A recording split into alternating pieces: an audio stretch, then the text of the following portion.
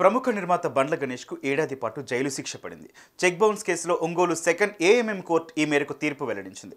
ఏడాది పాటు జైలు శిక్షతో పాటు 95 లక్షల జరిమానాను కూడా విధిస్తూ కోర్టు తీర్పిచ్చింది. ముకుందా జ్యువెలర్స్ తెలంగాణలో మొట్టమొదటి ఫ్యాక్టరీ అవుట్లెట్ మన కొత్తపేటలో ఫిబ్రవరి 14న గొప్ప శుభారంభం.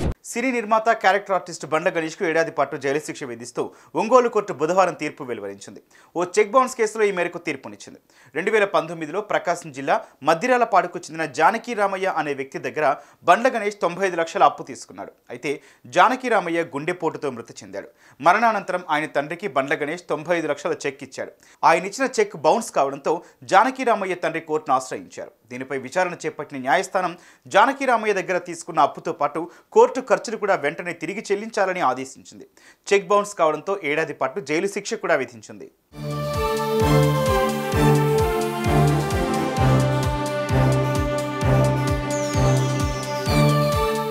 అంతేకాకుండా 2017లో సినీ నిర్మాత బండ్ల గణేష్కు ఎర్రమంజిల్ కోర్టు 6 నెలల జైలు శిక్ష కూడా విధించింది.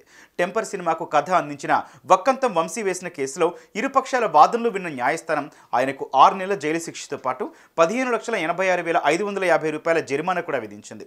25 లక్షల రూపాయలకు సంబంధించిన చెక్ బౌన్స్ కేసులో బండ్ల గణేష్కు కోర్టు ఈ శిక్ష విధించింది. కానీ వెంటనే బెయిల్ కోసం దరఖాస్తు చేసుకోగా షరతులతో కూడిన బెయిల్ను న్యాయస్థానం మంజూరు చేసింది.